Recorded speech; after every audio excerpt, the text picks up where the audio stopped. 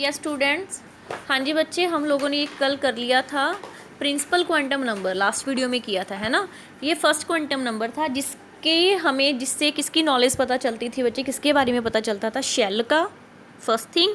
उसके बाद इलेक्ट्रॉन का डिस्टेंस कितना था न्यूक्लियस से, सेकंड थिंग। एनर्जी कितनी है इलेक्ट्रॉन के पास, और किसी भी शेल में मैक्सिमम कितने इलेक्ट्रॉन हो सकते हैं।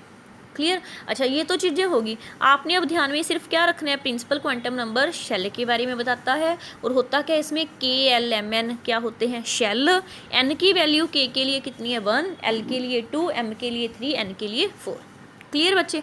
नेक्स्ट हमारे पास आता है एजीमुथल क्वांटम नंबर। जैसे वो तो हमें कंट्री के बारे में बता रहे हैं, अब कंट्री में के बाद क्या आती हैं, स्टेट्स आती हैं। तो ऐसे ही शेल के अंदर क्या होते हैं, सब शेल। जैसे हमारी कंट्री के अंदर क्या है, स्टेट्स, वैसे ही शेल के अंदर क्या होते हैं, सब शेल्स। तो सबसे पहले इसको हम रिप्रेजेंट किससे करते हैं बच्चे, एल लेटर से। Azimuthal quantum number mean small L. According to this quantum number the main shell is divided into sub shell. Clear. अब ये चीज़ दिमाग में रखना बस अपने, प्रिंसिपल क्वांटम नंबर शेल के बारे में बताता है, azimuthal quantum number sub shell के बारे में बताता है। ठीक है। अब सब शेल्स, अच्छा जी, ये तो पता चल गया। अब सब शेल निकालने का फॉर्मूला क्या होता है बच्चे, एल किसके बराबर होता है, एल की वैल्यू किसके बराबर है, एल इज इक्वल टू 0 से लेके 0 टू n-1। जितनी आपको प्रिंसिपल क्वांटम नंबर की वैल्यू आई है एन की, उसमें से -1 कर दो। 0 से लेके n-1 तक हम किसकी वैल्यू फाइंड करते हैं बच्चे, सब शेल की। ये देखो जैसे यहाँ पे आ गया, अगर आपके पास n की वैल्यू कितनी है बच्चे 1, तो l की कितनी आएगी, n-1, 1 - 1 that means 0। If n is 1, l is 0। Next देखो जी, अगर n आपके पास कितना है 2, तो l कितना आएगा, l कितना आएगा बच्चे, n-1 means 2 - 1 is equal to 1। तो 0 से लेके 1 तक 0 भी आएगा और 1 भी। तो ये देखो n अगर 2 है तो l क्या आ गया, 0 एंड 1 दोनों। फिर आता है, अगर ऐसे ही फोर्थ की ले लूँ, मान लो n आपके पास कितना है 4, तो l क्या आएगा आपका, 0 से n-1 तक, मतलब 4 - 1 इज इक्वल टू 3। तो 0 से लेके 3 तक, 0 1 2 3। क्लियर। तो ये एजीमुथल, ये बच्चे निकालने भी आने चाहिए आपको, पक्का ये क्वेश्चन आता होता है एक। एन से एल की वैल्यू फाइंड करते हैं। क्लियर। अब ये तो हो गया। अब नेक्स्ट आता है, क्या क्या इन्फॉर्मेशन हमें देता है, it gives the following information. First, number of sub shells present in main shell. ये तो पहले ही बता चुके हैं कि एक शेल में कितने सब शेल हैं, उसके बारे में बताता है। जैसे ये आ गया ना, अगर एन की वैल्यू 1 है, के शेल है, मीन्स के शेल में सब शेल कितना है अब 1। उसके बाद एल सब शेल है, एन शेल है, सॉरी एल शेल में कितने सब शेल आएंगे, 2। उसके बाद बच्चे सेकंड क्या बताता है, relative energies of sub shell.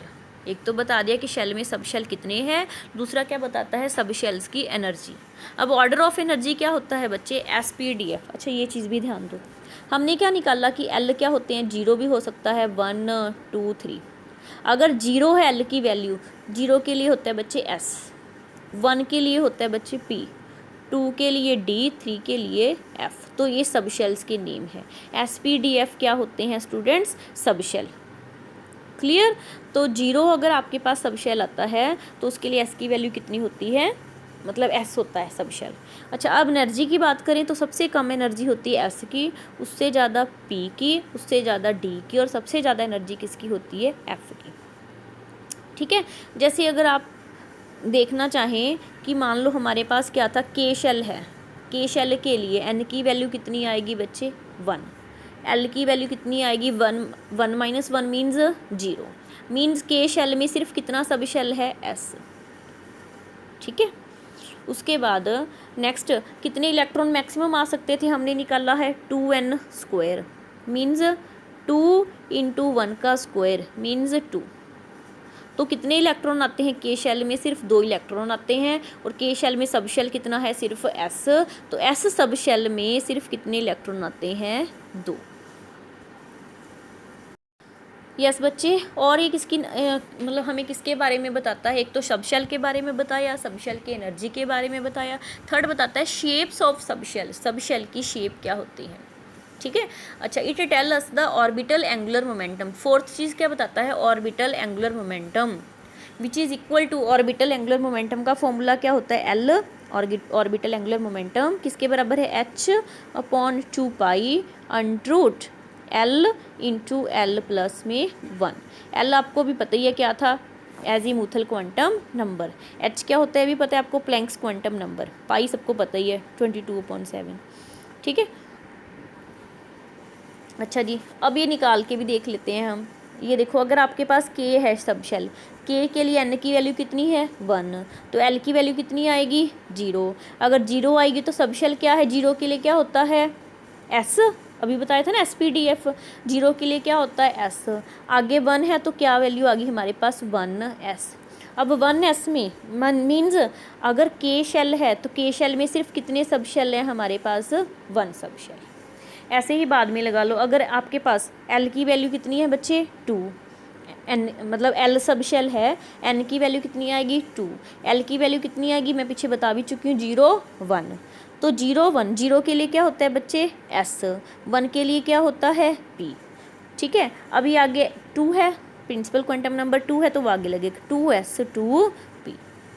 तो दैट मीन जो एल सब शेल है हमारा, एल शेल है, एल शेल में 2 सब शेल्स होते हैं एस एंड पी। क्लियर।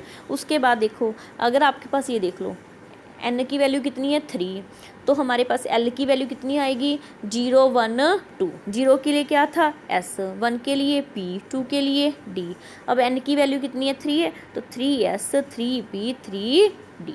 कितने सब शेल आ गए हमारे पास, 3 के लिए 3 सब शेल, 2 के लिए 2 सब शेल, 1 के लिए 1 सब शेल। ऐसे ही नेक्स्ट, अगर एन की वैल्यू 4 है तो एल की वैल्यू कितनी आई है 0 1 2 3 SPDF। अब फोर्थ एन है तो फोर्थ के लिए निकाल रहे हैं ना सारी values, 4s 4p 4d 4f। तो कितने सब शेल हमारे पास आ गए हैं यहाँ पे 4 sub shell. Clear. Number of electron in any sub shell. Next आ गया कि किसी भी सब शेल में कितने इलेक्ट्रॉन होंगे, उसका कहाँ से पता चलेगा, हमें ये फॉर्मूला दे दिया 4l + 2 ऐसे भी निकाल सकते हैं, या 2 ब्रैकेट 2l + 1 इस फॉर्मूला से भी हम फाइंड कर सकते हैं।